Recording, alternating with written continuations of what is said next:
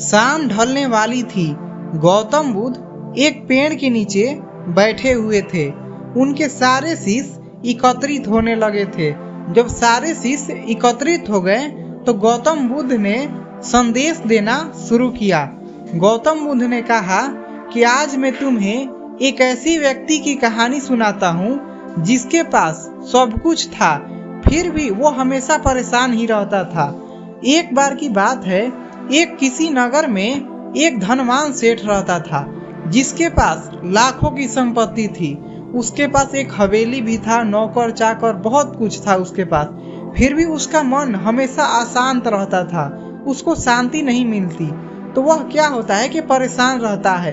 तभी एक बार उसके रिश्तेदार में उसको बताया कि पास के नगर में ही कोई साधु महाराज आए हैं जिनके पास बहुत सारी सिद्धियां हैं। जो भी उनके पास जाता है तो वह उसको सिद्धि सिखा देते हैं, जिससे उसको मन वांछित फल मिल जाता है। तो वह व्यक्ति उस साधु महाराज के पास चले जाता है। सेठ साधु महाराज से कहता है कि हे साधु महाराज, मेरे पास पैसे की कोई कमी नहीं है, लेकिन मेरा मन हमेशा अशांत रहता है, मेरे को शांति नहीं मिलती। आप मुझे कोई ऐसा उपाय बता दीजिए जिससे मेरा मन शांत हो जाए और मेरी सारी इच्छाएं भी पूरी हो जाए। वह साधु महाराज कुछ नहीं बोलते। वह अगले दिन उस सेठ को कहते हैं कि तुम जाकर धूप में बैठ जाओ। वह सेठ दिन भर धूप में बैठा रहता है। गर्मियों का दिन रहता है, उसकी एकदम शरीर से बदन लाल लाल हो जाता है, उसे बहुत क्रोध आता है, लेकिन वो सेठ कैसे भी कर कर सब कुछ सह लेता है। और उसी के बगल में पूरा दिन कुटिया में रहे ये साधु महाराज। वह देखता रहा कि साधु महाराज खुद कुटिया में अच्छे से हैं और मुझे धूप में रखे हैं। अगले दिन साधु महाराज ने उससे कहा कि आज तुम्हें दिन भर कुछ नहीं खाना है। वह सेठ अब तो उससे बर्दाश्त से बाहर हो गया, उसको पूरे दिन कुछ खाने को नहीं दिया गया। और उसके विपरीत साधु महाराज उसके सामने बहुत सारे पकवान खाने लगे। अब शाम हुई, उसको नींद नहीं आने लगा सेठ को। उसने सोचा कि यह साधु महाराज तो बहुत ही बड़ा पाखंडी है, ये तो बहुत बड़ा स्वार्थी है।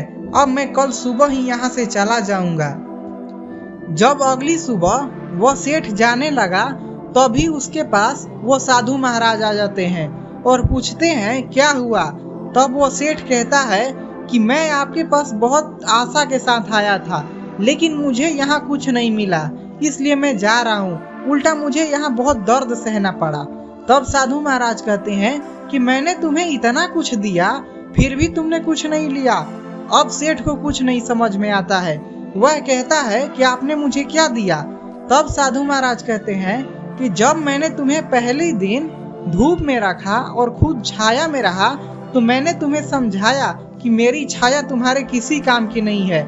लेकिन जब तुम्हें यह बात नहीं समझ में आई, तब मैंने दूसरे दिन तुम्हें भूखे रखा और खुद पकवान खाते रहा। इससे मैं तुम्हें यह समझाना चाहता था, मेरे खा लेने से तुम्हारा पेट नहीं भर जाएगा।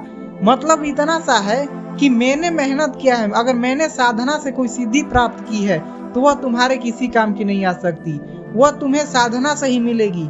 अगर तुम अपने जीवन में शांति चाहते हो तो तुम्हें खुद मेहनत करना पड़ेगा, खुद साधना करनी पड़ेगी, तब आएगी, ऐसी नहीं आएगी। अब वह सेठ को सब कुछ समझ में आ जाता है और वहां से वह खुशी खुशी चला जाता है।